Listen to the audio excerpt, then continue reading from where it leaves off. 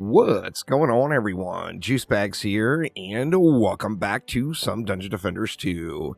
I got a couple of incursion dailies going. Wyvern Enthusiast and Griblock's Horde. Want to get those knocked out. Of course, right now is just a great time to be saving up Defender medals with an update coming sometime in the future. We don't know when it's going to get here. So always a good idea to get yourself up to the Defender medal cap for when the new update comes. So I'm going through, busting out my dailies, but still wanting to have a little fun with them.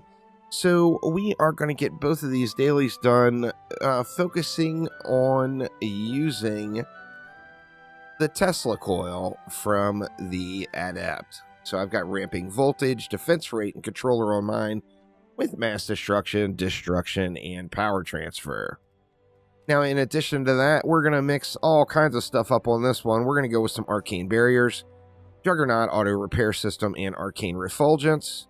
We are also going to use some water auras. Now, the water auras are there just for the anti-heal. I put deadly and vicious, which is way overkill on them, but it does get me up to the range cap without having to add anything like a pylon or whatever. So they're just there for two reasons. First off, water to drench, and then second off, the anti-heal servo. That tenacity on here is not going to be doing anything at all. I just borrowed this relic from my reflect beams, and that is why it's there. But let's go ahead and get things started off. Might as well start off with our walls. Let's get them down there. Now, that arcane refulgence shard is actually quite the powerhouse. It does a great job on walls. The arcane barrier is very, very usable in many, many situations throughout the game. There's just no doubt about it. It is a fine wall. It's just not the meta wall. It's not the wall that you're going to see everybody using. But the benefit there with arcane refulgence, of course, is we don't need reflect beams. The projectile resistance of the arcane barrier is further increased by 40%. They already have a natural resistance, but the real thing is they don't allow pass-through of projectiles, which means the hex throwers are not going to be hexing my defenses as they take those bolts. Now, the hex throwers are going to be way out there, so I am going to want to, make sure to take care of dealing with those guys directly myself. So let's go ahead and get some Tesla coils down. I think we're going to go with 6 of them, and then that is going to give me a little room for a Skyguard as well. We all know on this map the flyer push can be quite real, so I want to make sure that I am addressing that. So we're going to go with just 6 of them right about here. I do want them pretty centered, but on the same note, I want them I don't even like how close they are right there to that wall. I wish the wall was out just a little bit further. Now, we are still going to be using pylons on our walls, so let's just throw any old relic on there just to activate the shards, and we'll get a destructive pylon here. So we want the destructive pylon going on something. Since I borrowed the reflect beam relic, I had to just fill in the gaps with something else. Now, alright, we've got 110 left. Actually, I may have put that down a little prematurely. Why don't we do this instead? Let's make it a little bit longer, and that is going to leave room for a Skyguard tower. Using kind of a standard issue all-for-one Skyguard tower. Destruction all-for-one and power transfer with a controller, defense range, and defense rate. Now, I know people are going to ask, why do I have the rate overcapped? You don't need rate with all for one. It's because I don't always use all for one, yet I do always use that relic on Skyguards. So if I don't have all for one, I can throw in something else like a Deadly Strikes or whatever if I'm using more than one Skyguard tower, and that's why I've got the defense rate there. And then that's going to leave me 60, which is just about perfect. Since we've got those big auras, we're not going to need 3, we're only going to need 2. Could actually probably get away with only 1, to be honest. But We're going to go ahead and get it out here. Let's make sure the wall is covered, and we're going to bring it out just as far as we can, still ensuring that we're getting that drench and anti-heal going at the wall itself. Now, I'm a little concerned about the blockades, so we are going to just slap in a couple of upgrades there, and then we've got 150 DU left. Let's just go 2 upgrades on 2 Teslas, and then the Skyguard. You know what? I actually should have put the Skyguard in the middle and then placed the Teslas out from there, and that would have given me a little bit better range in side lanes. I think it'll be all right. We are going to have to keep an eye on things in the first waves. Since we are on Chaos 10, the enemies will be a little bit thicker than normal, like running an expedition. So we're going to want to pay attention to what's coming down. Now, the Skyguard, of course, could be another Tesla, but the Teslas are not going to do fantastic against the Flyers. So with that in mind, I wanted something in specifically for the Flyers. We see that Electrocute combo doing its thing. It's not going to CC the whole lane. In fact, generally speaking, crowd control is not heavily used in Chaos 10. Just because it's not as effective as it would be in other places, considering the tough mob, or the mob in question, is usually always the chieftain. So let's get these chieftain handled. The anti-heal being spread out in the lane like that, and normally I have the anti-heal just on a reflect beam, which, of course, I'm getting nowhere near the level of coverage that I'm getting right here with the big water auras covering the lane. So, of course, getting the drench as well for the Electrocute. And, yeah, GG's. Our walls took a little damage, but nothing too tragic here.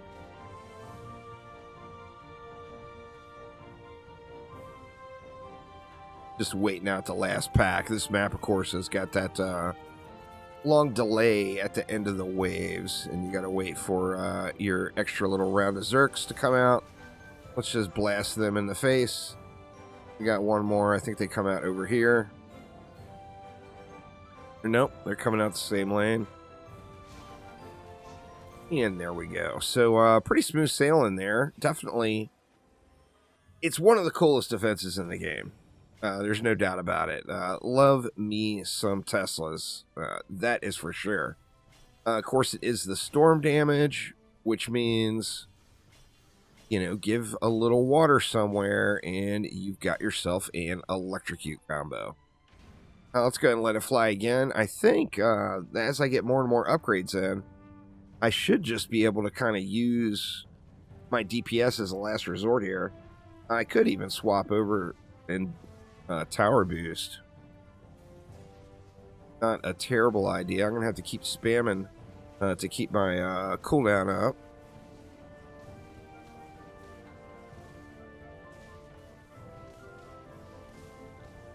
See, this map particular, you get some really good Tesla coil runs where the Teslas just bounce around. Like you see there, it was coming from this lane over to hitting an enemy on that lane, then going way down deep into that lane. So, I mean, I love the Lightning Tower from Dungeon Defenders 1. It is a thing of absolute renown and glory.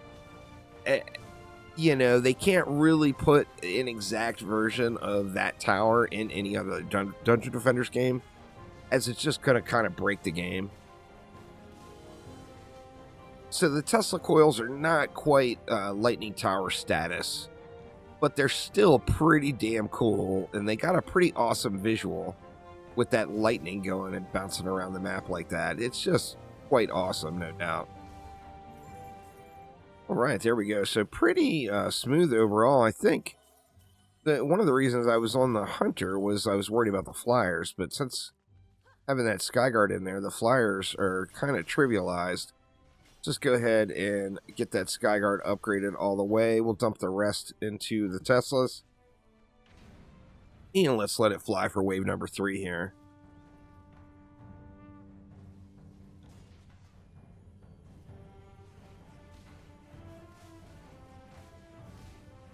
Still undecided on what I want the third mod to be on this weapon for my booster. Right now I've got 2 knockback mods and a stun mod. And just not 100% sure what I want the third to be.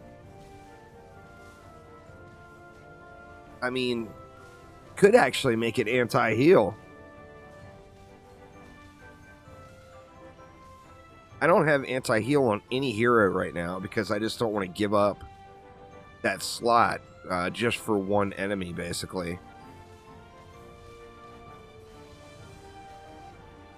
But I've got a third slot that feels like kind of a bit of an option.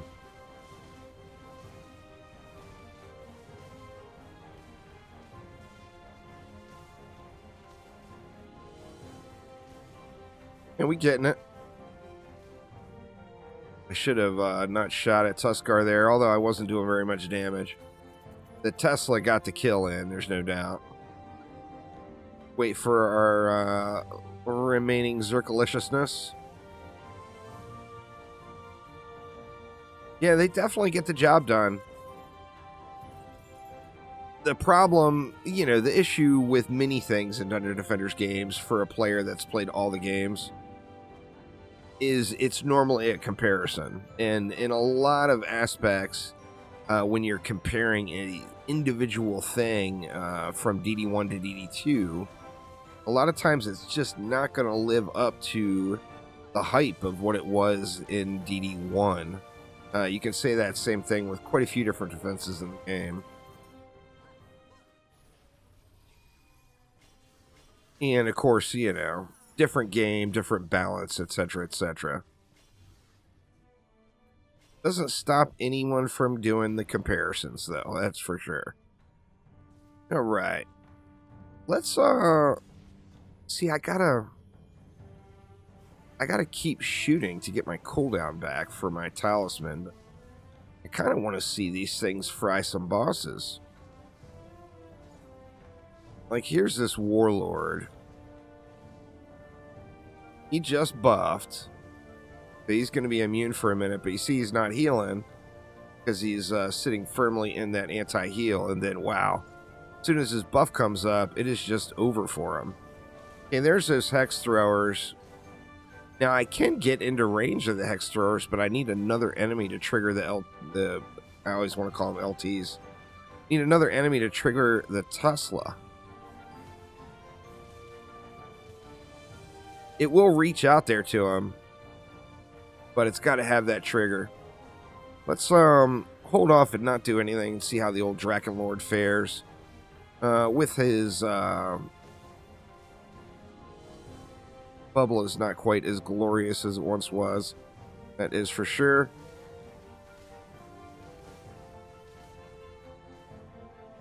And wow, just a quick burn. I mean, they do good damage. You know, they're an expensive tower. They don't get a ton of upgrade value.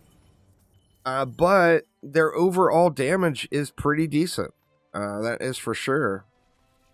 Let's just slam it all in here for the final wave. Looks like we got everything upgraded. Wow, we can even hit, like, our buff beam and boost star. So fully jacked with all the goods. We're sitting at about 6 million tooltip DPS. 0.24 is the max attack rate. So you're getting a full 4 shots per second. Plus a little leftover change.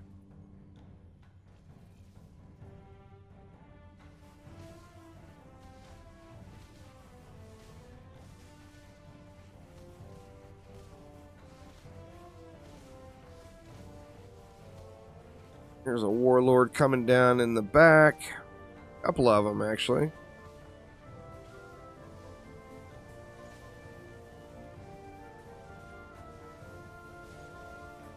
Did he buff yet?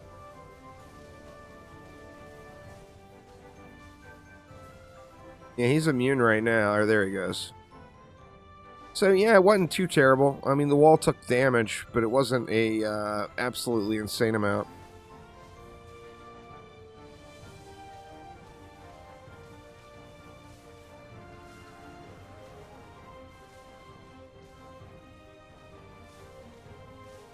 We got Tuskar again.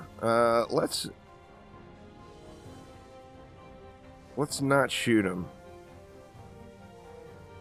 As soon as Grib starts taking damage, I'm gonna boost. Okay. So Gribs is taking damage. Oh, wow. It nuked all of them. That's pretty awesome. Anyway, y'all having some incursion fun with the Tesla coil. Certainly one of the coolest defenses in the game. As far as cool factor, that one is definitely a 12 out of 10. No doubt about it.